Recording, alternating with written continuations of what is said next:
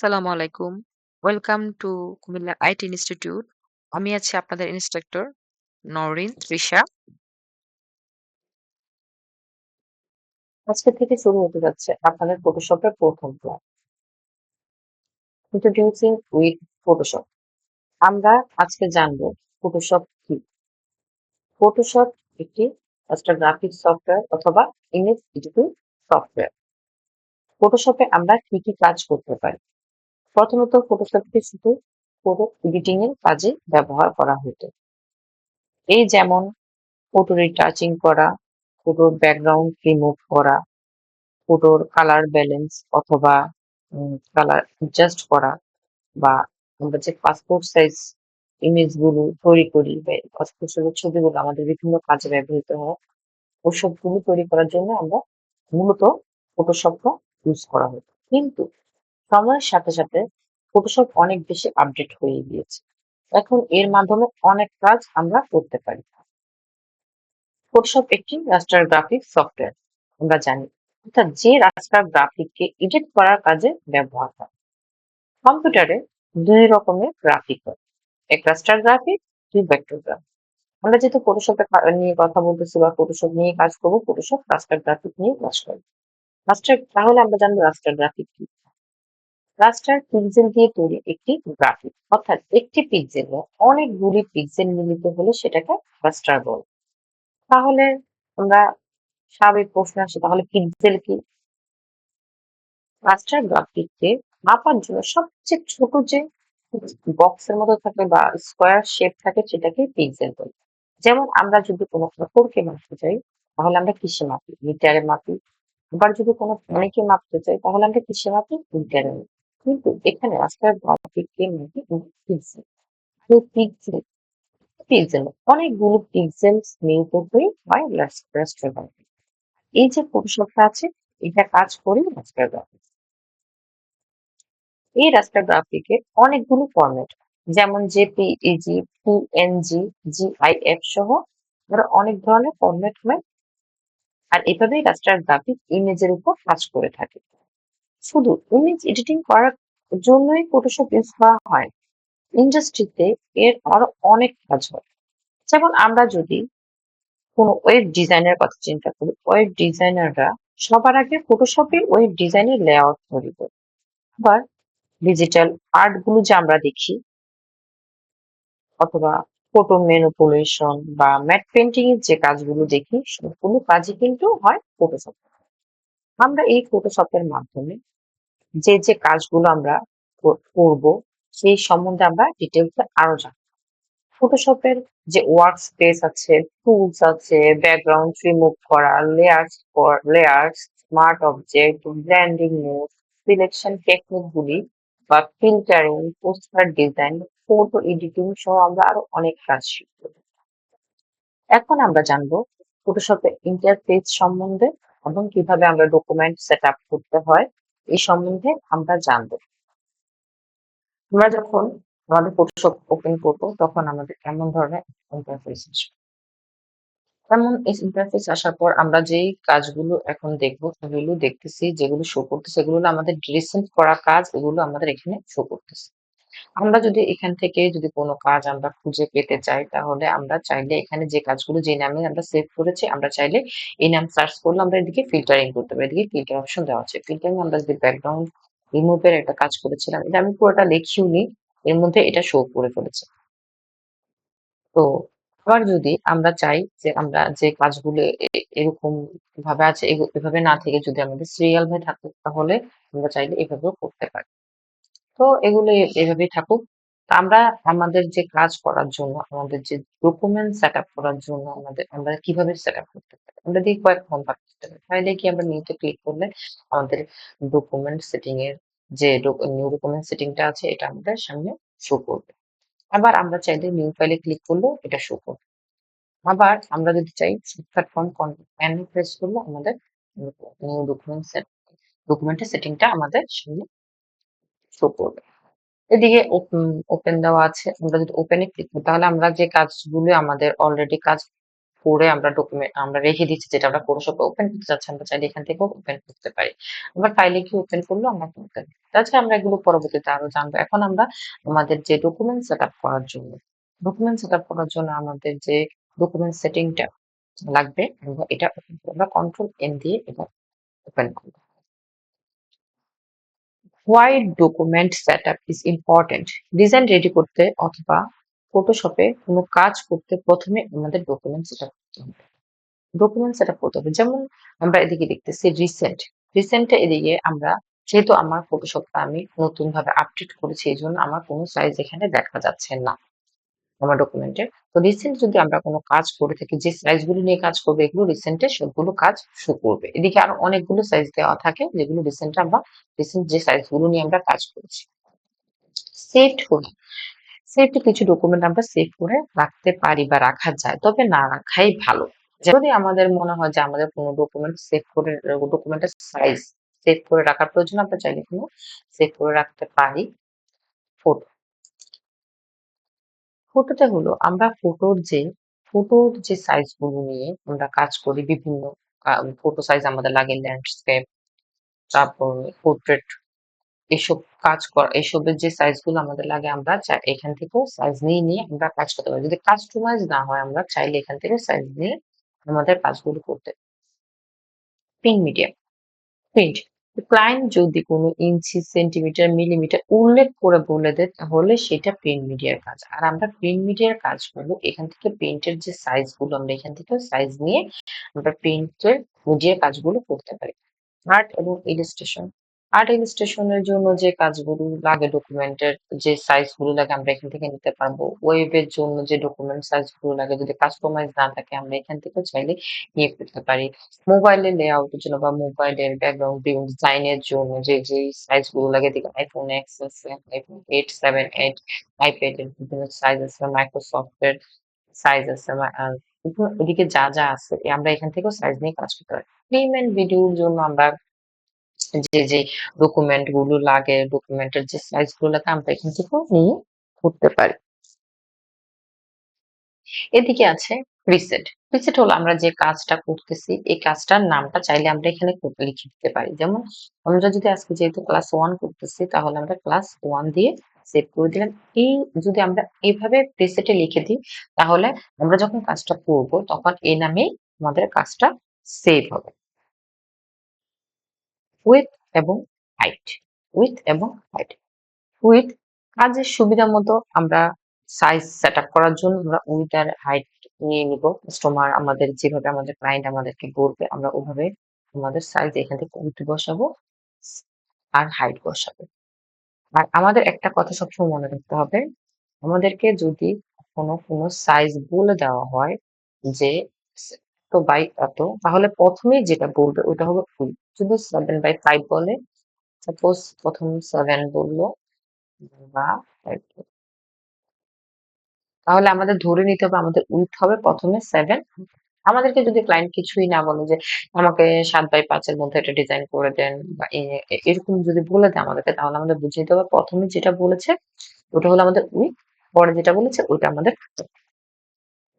এদিকে আছে ওরিয়েন্টেশনের দিকে আছে পোর্ট্রেট এবং ল্যান্ডস্কেপ। পোর্ট্রেট হলে উইথ হবে ছোট, হাইট হবে বড়। যদি ল্যান্ডস্কেপ বলে, তাহলে উইথ হবে বড় আর হাইট হবে ছোট। এদিকে দেওয়া আছে পিক্সেল, ইঞ্চি, সেন্টিমিটার, মিলিমিটার। এদিকে যদি আমরা পিক্সেলে কাজ করতে বলে আমরা পিক্সেলে করবো, ইঞ্চিতে কাজ করতে বলে আমরা ইঞ্চিতে করবো, সেন্টিমিটার, মিলিমিটার, পয়েন্টস, পিক্সেলস সব হচ্ছে এখানে। হ্যাঁ, আচ্ছা এদিকে আছে রেজুলেশন এদিকে আমরা 7:2 নিয়েও করতে পারি। তারপর আমাদের যেতটুকু রেজুলেশন আমাদের প্রয়োজন, আমরা অতটুকু নিয়েই করতে পারি। এদিকে পিক্সেল, ইঞ্চি যা আছে তা থাকবে। RGB কালার, এদিকে RGB দেওয়া আছে। আচ্ছা আমরা এটা সম্বন্ধে আগে জানতেছি। আমরা এটা সম্বন্ধে একটু জানার আগে আমরা এটা জানি যে আমরা যখন কখনো আমরা যখন প্রিন্ট মিডিয়ার কাজ করব, আমরা যখন প্রিন্ট মিডিয়ার কাজ করব, তখন কাজ করার ক্ষেত্রে আমাদের রেজুলেশন হবে তোমার 300। আমাদের রেজুলেশন কত হবে? 300। এবং আমরা প্রিন্ট মিডিয়ার কাজ করার সময় আমরা খেয়াল রাখবো আমরা কাজ করবো ইঞ্চিতে। আমরা সবসময় কিসে কাজ করব? ইঞ্চিতে ও সেন্টিমিটার, মিলিমিটারে আমরা কাজ করব। আর যদি আমাদের বলে দেওয়া হয় তো তখন অলওয়েজ আমাদের কালার মোড থাকবে CMYK। আমরা যখন ওয়েব ডিজাইন নিয়ে কাজ করব তখন আমাদের রেজুলেশন হবে 72। আমাদের রেজুলেশন হবে 72। আমরা প্রিন্ট মিডিয়াতে কি শুনছি? আমরা 300 নিয়ে কাজ করেছি। আর আমরা ওয়েব মিডিয়াতে যখন ওয়েব মিডিয়া মানে ইলেকট্রনিক মিডিয়া। ইলেকট্রনিক মিডিয়ার যখন আমরা কাজ করব তখন আমরা 72 নিয়ে কাজ করব। আর কালার মোড দিব RGB কালার। RGB সম্বন্ধে আমরা একটু বুঝি। এদিকে কালার মোড আমরা বলতেছি। কালার মোড হলো এদিকে মিডিয়াতে আসলাম আমরা। প্রিন্ট মিডিয়াতে আচ্ছা, আমরা কালার মোড গুলো সম্বন্ধে একটু জানি। আমরা সবসময় মনে রাখবো CMYK ইউজ করা হয় প্রিন্ট মিডিয়াতে আর RGB কালার ইউজ করা হয় ওয়েব ডিজাইন। CMYK ইউজ করা হয় প্রিন্ট মিডিয়াতে কারণ CMYK দিয়ে প্রায় 10 কোটি কালার। CMYK দিয়ে প্রায় 10 কোটি কালার হয়। CMYK মিনিং হলো C হলো সায়ান, M হলো ম্যাজেন্টা, Y হলো ইয়েলো, K দিয়ে কি ব্ল্যাক। এই চারটা কালারের মিশ্রণে প্রায় 10 কোটি কালার হয়। তাহলে RGB কালারের কথায় আসি আমরা। RGB কালারে RGB, R মানে রেড, G মানে গ্রিন আর B মানে ব্লু। আর এ প্রায় 256টা কালার থাকে। পিউ রেড 255টা আর হোয়াইট কালার 0। RGB তে 16.7 মিলিয়ন কালার আছে। আমরা যদি বিটম্যাপ সম্বন্ধে জানি, বিটম্যাপ বিটম্যাপ ইউজ হয় সিঙ্গেল মিডিয়াতে। ব্ল্যাক অ্যান্ড হোয়াইট ইমেজ ছাড়া যে কোনো টাইপিং করার কাজে বিটম্যাপ আমরা ইউজ করে থাকি। গ্রে স্কেল গ্রে স্কেল সাদা কালোর মিশ্রণে যে অ্যাশ কালারটা হয় সেটাকে আমরা গ্রে স্কেল কালার বলি। ল্যাব কালার ল্যাব কালার হলো আমরা স্টুডিওতে যে কাজ স্টুডিও গুলোতে আমরা বা ল্যাব কালার ইউজ করে থাকি। আর বিটম্যাপ সবসময় এটে থাকে। বিটম্যাপ এটে থাকার কারণ হলো it means 1.7 million color shades available here. আমরা 8 বিটে প্রায় 1.7 মিলিয়ন কালার পাই। আর 60 বিটেও আমরা পাই 1.7 into 2 মিলিয়ন কালার মানে তার ডাবল। সুতরাং আমরা 8 বিটের যে কালারটা পাই এই কালারটাই আমাদের যে ডিজাইন গুলো করি আমরা এই ডিজাইনের জন্যই যথেষ্ট। তাই আমাদের 16 বিটের কালার দিয়েও আমরা করতে পারবো। কিন্তু আসলে 16 বিট দিয়ে যখন আমরা কালার গুলো ইউজ করে যখন 16 বিট দিয়ে যদি আমরা করি তাহলে আমাদের যে ছবির যে আম ছবির যে ঘনত্ব মানে ছবির যে রেজোলিউশনটা এটা বেড়ে যাওয়ার কারণে দেখা যাবে যে আমাদের ফাইলটা আরো বেশি ভারী হয়ে যাবে। তাই আমরা 8 বিটেই কাজ করবো। আমরা সবসময় আমাদের 8 বিট আর 16 বিটের মধ্যে আমরা সবসময় 8 বিটে রাখবো। এদিকে আছে ব্যাকগ্রাউন্ড কালার। ব্যাকগ্রাউন্ড কালার এদিকে ব্ল্যাক আছে, ব্যাকগ্রাউন্ড কালার আছে, ট্রান্সপারেন্ট আছে, কাস্টম আছে। আমরা ব্যাকগ্রাউন্ড কালার আমাদের কন্টেন্টস যা আছে আমাদের কন্টেন্টস প্রয়োজনীয়তা অনুযায়ী আমরা এটা চেঞ্জ করব যেহেতু এটার অপশন আছে। বেশিরভাগ সময়ে হোয়াইটই থাকবে বা আমরা হোয়াইটের উপরে কাজ করব কারণ এখানে আমরা কালার চেঞ্জ করার আরো সুযোগ আছে আমাদের কাছে। এদিকে কালার আমাদের সুযোগ আছে যেহেতু আমরা চাইলে এখান থেকে করবো। আমাদের কাস্টম কালার করতে পারি আমরা। ব্যাকগ্রাউন্ড কালার ট্রান্সপারেন্ট হলে আমাদের কোনো কালার থাকবে না। ব্ল্যাক দিলে আমরা ব্ল্যাক হবে। এরকম টাইপ করে আমরা কালার নিতে পারি। তা আমরা যেহেতু আমাদের আরো কালার ব্যাকগ্রাউন্ড কালার চেঞ্জ করার সিস্টেম আছে আমরা আরো পাবো। সুতরাং আমরা চাইলে এখান থেকেও করতে পারি বা চাইলে আমরা এখান থেকে না করলেও আমাদের হবে। আমরা এখন একটা ডকুমেন্ট ক্রিয়েট করে নিচ্ছি। আমরা যদি একটা ডকুমেন্ট ক্রিয়েট করি আমরা এদিকে ইলেকট্রনিক মিডিয়া মানে ওয়েব মিডিয়ার একটা কাজ করার জন্য আমরা একটা ডকুমেন্ট ক্রিয়েট করে একটা ডেমো দেখাচ্ছি। এমন না যে আপনারা এই সাইজেরই ডকুমেন্ট নিতে হবে এমন কিছু না। জাস্ট আমি আমার মতো করে এটা নিলাম। তো এখানে দেখেন আমি ওয়েব ডিজাইনার নিয়েছি প্রায় 900 বাই 900 নিয়েছি আমি পিক্সেল করে নিয়েছি। আমার ওরিয়েন্টেশনটা দেখেন ল্যান্ডস্কেপে আছে। আমরা এদিকে যেহেতু আমরা ফটোশপ নিয়ে কাজ করতেছি ফটোশপ আর্টবোর্ড প্রয়োজন নেই। আমরা এদিকে আর্টবোর্ডের যে মার্কটা আছে আমরা মার্কটা তুলে দিব। মানে আর্টবোর্ড ফটোশপ কোনো আর্টবোর্ড এর প্রয়োজন নেই। রেজুলেশন আমরা কখনো বলেছি ওয়েবে আমরা 72 নিয়ে কাজ করবো, এদিকে 72 RGB 8 বিট ব্যাকগ্রাউন্ড আমরা হোয়াইট নিয়েছি, আমরা ক্রিয়েটে ক্লিক করার পর আমাদের একটা ডকুমেন্ট সেট আপ হয়ে গিয়েছে। আমরা ডকুমেন্ট সম্বন্ধে আমরা ডকুমেন্টের ইউনিট রেজুলেশন কালার মোড সম্বন্ধে আমরা জেনেছি। এবার আমরা জানবো অ্যাবাউট টুলস, আমাদের টুলস সম্বন্ধে। আমাদের টুলস সম্বন্ধে জানবো আমরা।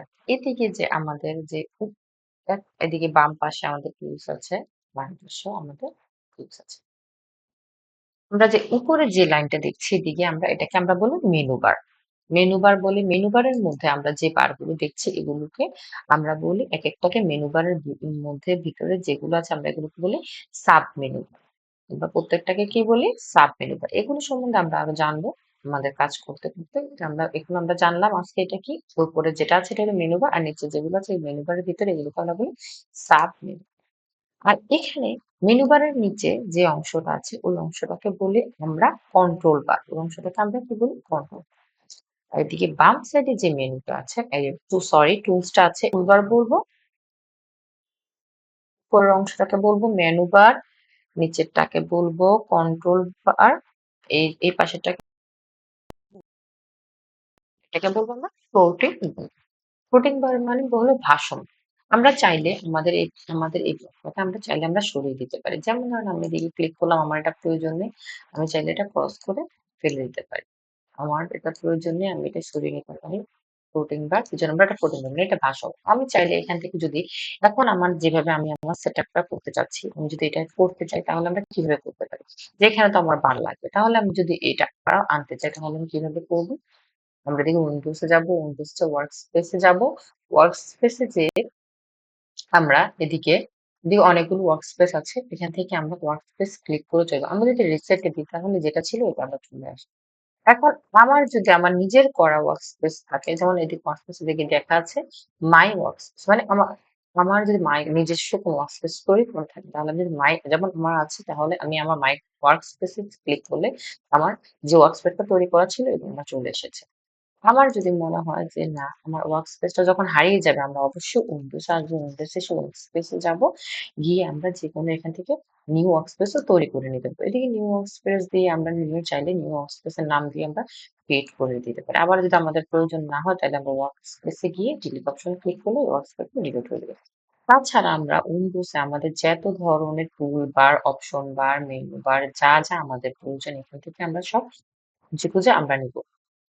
আমাদের লেয়ার প্রয়োজন হলে লেয়ার একটা, তারপর আমরা নোটস প্রয়োজন হলে প্যারাগ্রাফ অপশন প্রয়োজন হলে, মানে আমরা একটু যখন আস্তে আস্তে সামনের দিকে যাবো আমরা অবশ্যই এই টুলস গুলো দেখলে আমরা বুঝবো যে আমাদের কোন টুলসটা প্রয়োজন।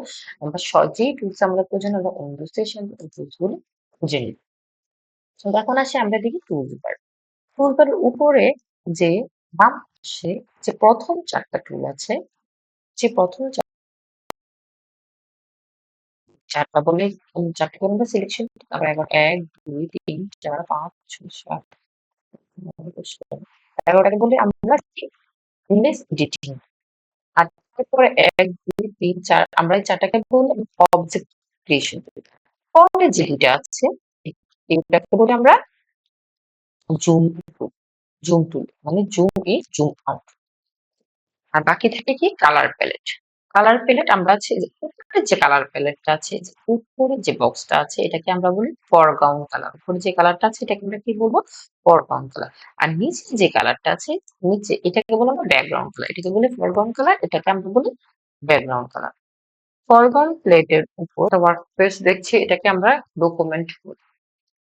আমরা যে ডকুমেন্ট গুলো আমরা যে ডিজাইনটা করবো আমরা এই ডকুমেন্টের উপরে দেবো। আমরা চাইলে আরেকটা ডকুমেন্টও নিতে পারি, কন্ট্রোল এন প্রেস করে এখান থেকে আমরা আবারও একটা ডকুমেন্ট নিতে পারি, যে আমরা ক্রিয়েট করলাম এখান থেকে আমরা সাইজ নিয়েও নিতে পারি। আমরা ক্রিয়েট করলে একটা ডকুমেন্ট হয়ে গেল, দুটো ডকুমেন্ট হয়ে গেল। তা আমাদের যেহেতু দুটো ডকুমেন্ট এখন দরকার নেই, একটা দরকার, আমরা চাইলে এখান থেকে ডিলিট করে দিতে পারি।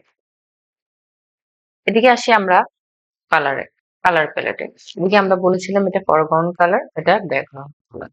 ফরগ্রাউন্ড কালার যদি আমরা কালার প্যালেট থেকে কালার ইউজ করতে চাই, আমাদের কালার অ্যাপ্লাইটা যদি আমরা দেখতে চাই তাহলে আমরা কিভাবে দেখবো? এদিকে আমরা আগে আমরা একটু সিলেকশনটা দেখি। কালার অ্যাপ্লাই করার আগে আমরা সিলেকশন দেখি। এদিক থেকে অনেকগুলো সিলেকশন আছে, মুভ টুল আছে বা এদিকে রেক্টেঙ্গুলার মার্কিং টুল আছে। তো আমরা যদি আগে রেক্টেঙ্গুলার নিয়ে আমরা দেখবো এদিকে দেখিয়ে দিচ্ছে প্রত্যেকটা টুলস এর নাম বলে দিচ্ছে এবং সব কাজ করে দেয়। আমি যদি মেবি ক্লিক করলে কিন্তু আমার মুভ রেক্টেঙ্গুলার মার্ক আমি সাপোজ এখানে আমার মার্কিং টুলটা আছে। মার্কেট ফিল্টার রাখলাম। এখান থেকে যদি আমি সরে এখানে চলে আসি, আমি যখন আবার এম এ ক্লিক করব, যখন আমরা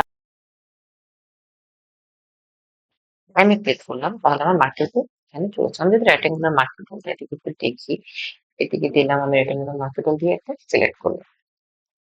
সিলেক্ট করার পর আমি যখন এদিকে কালার অ্যাপ্লাই করতে চাইবো, এদিকে আমার কি কালার আছে? এদিকে আমার এটা কালার যদি আমি এদিকে একটা ক্লিক করলে আমার এদিকে একটা কালার পিকে চলে এসেছে। যদি এখানে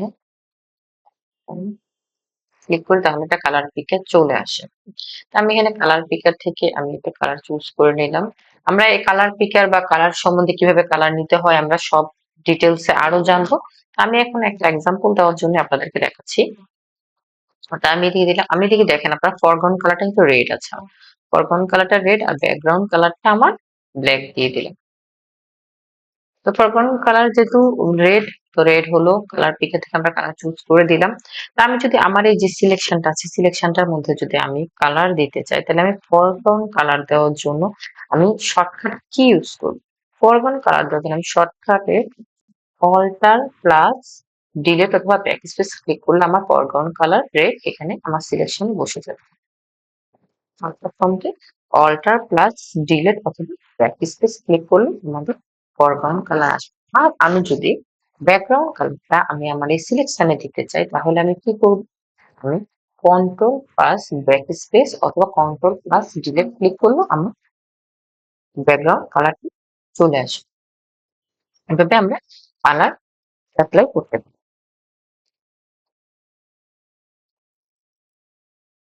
আচ্ছা, অথবা ব্যাকগ্রাউন্ড কালার দিয়েছি আমরা। এখন আমরা যদি আমাদের পরের হচ্ছে লেয়ার বেসিক, আমরা যদি আমাদের কালার অ্যাপ্লাই করে আমাদের পরে আছে লেয়ার বেসিক। আমরা যদি লেয়ার বেসিক সম্বন্ধে জানতে চাই তাহলে আমরা কি করব? লেয়ার বেসিক এদিকে দেখেন লেয়ার অপশন থাকবে হাতের ডান পাশে। হ্যাঁ, এদিকে আছে দেখেন create new layer. Create new layer মানে কি? আমাদের নতুন একটা লেয়ার তৈরি হয়ে যাবে। আমরা যখনই কাজ করব তখনই আমরা লেয়ার নিয়ে আমাদের কাজ করতে হবে। আমরা যখনই যে ডিজাইন করব আমরা তখনই আমাদের লেয়ার নিয়ে কাজ করতে হবে। তাই আমরা এদিকে নিউ লেয়ার নেওয়ার জন্য আমরা এদিকে প্লাস যে চিহ্নটা আছে আমরা এখান থেকে নিউ লেয়ার ক্লিক করলে আমাদের লেয়ার অ্যাড হয়ে যাবে। আমরা যদি মনে করি যে না আমাদের এই লেয়ারটার দরকার নেই তাহলে আমরা এই লেয়ারে আমাদের এই লেয়ারটা সিলেক্ট থাকা অবস্থায় আমরা যদি এদিকে ডিলিট অপশনে যাই তাহলে আমাদের লেয়ারটা ডিলিট হয়ে যাবে। লেয়ার কয় প্রকার হয়? লেয়ার ৩ প্রকার। Rasterise layer, shape layer, smart layer. Rasterise layer, shape layer, smart layer. তো আমরা এখন আমরা লেয়ার সম্বন্ধে বা আমরা এগুলো নিয়ে আমরা ডিটেলস এ আরো কথা বলবো। এখন আমি এখন আমরা যেটা বলছিলাম যে এখন যে আমরা কালার করেছিলাম একটু আগে আপনারা নিশ্চয়ই দেখেছেন যে আমি কালার করলাম ফরগ্রাউন্ড কালার দিলাম ব্যাকগ্রাউন্ড কালারটা ইউজ করলাম। তারপরে আবার আমি চাইতেছি যে না আমি এই ব্ল্যাক কালারটা ইউজ করবো না, ব্যাকগ্রাউন্ডের যে কালারটা এটা আমি ইউজ করবো না, আমি এখন ফরগ্রাউন্ড কালার যদি এটাতে তো আমি ব্ল্যাক কালার ইউজ করবো না, এখন আমি কালার দিয়ে দিয়েছি তাহলে আমি কি করবো? এটাকে বলে আনডু আর রিডু। আনডু হলো যদি ভুল করে কিছু ডিলিট হয়ে যায় তা ফিরিয়ে আনার জন্য আমরা কি করবো? কন্ট্রোল জেড ক্লিক করবো। মানে আমরা ব্ল্যাক কালার দিব না, এটা আমার ভুল হয়ে গিয়েছে এই জন্য আমি ওটা সরিয়ে ফেলার জন্য আমি কন্ট্রোল জেড দিয়েছি। আর আমার কাছে যদি মনে হয় যে না আমার ব্ল্যাক কালারটাই ঠিক ছিল, আমি আমি রিডো করবো, আমি আমার আগের জায়গায় ফিরে যাবো, তাহলে আমি কি করবো? কন্ট্রোল শিফট জেড ক্লিক করবো, তাহলে কি হবে? রিডো হয়ে যাবে। রিডো হয়ে যাবে।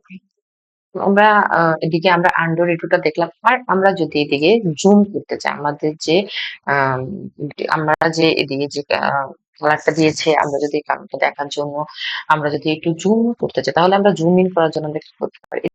এখানে আছে ক্লিক করলে জুম ইন হচ্ছে। আর যদি আমরা আবার ক্লিক করলাম, আমরা যদি জুম আমরা জুম ইন বা জুম আউট আমরা কয়েক রকম ভাবে জুম ইন করতে পারি। যখন আমরা এতে ক্লিক করবো ওইদিকে আমাদের যে উপরে যে কন্ট্রোল বারটা আছে ওইখানে আমাদের এদিকে একটা প্লাস চিহ্ন আছে, এদিকে আমরা প্লাস চিহ্ন দেখেন কার্সরের মতো প্লাস চিহ্ন দেখা যাচ্ছে, এদিকে দিলেও আমাদের জুম ইন হচ্ছে আর এদিকে মাইনাস দিলে আমাদের জুম আউট হচ্ছে।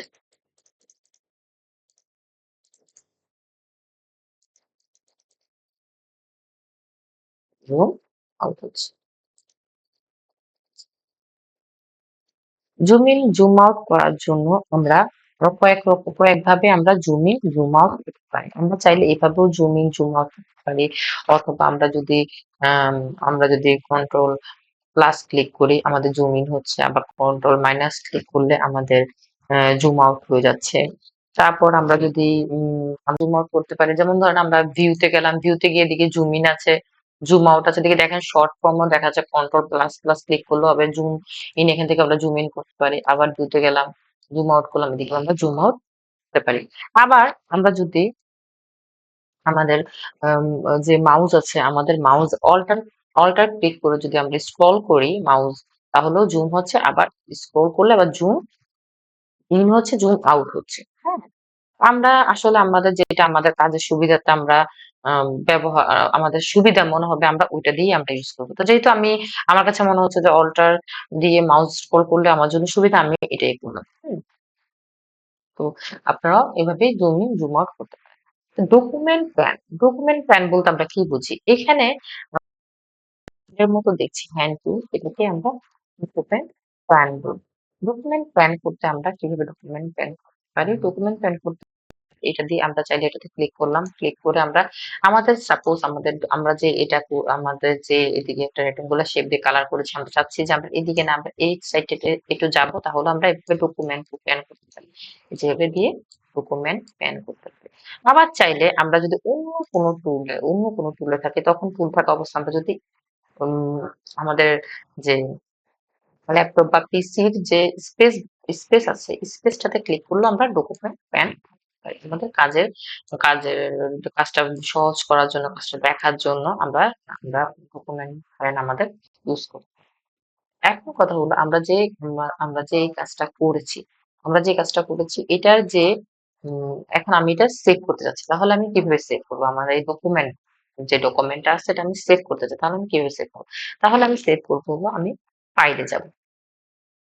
ফাইলে কি মানে যে কোনো ফাইল সেভ করার জন্য আমাদের যে ডকুমেন্ট গুলো মানে ফার্স্ট যে কোনো ফাইল সেভ করার জন্য আমরা কি করবো? আমরা সেভ অ্যাসে যাব।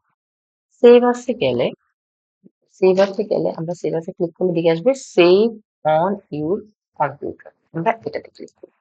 ক্লিক করার পর আমরা যেই নামে সেভ করতে চাই বা যেই ফোল্ডারটাতে বা যেই সাইডে আমরা যে জায়গায় সেভ করবো আমাদের জন্য সুবিধা হবে, আমরা ওইখান থেকে সেভ করবো। যেমন আমি আমার ডেস্কটপে সেভ করতে চাই, আমি এদিকে ডেস্কটপ ক্লিক করলাম।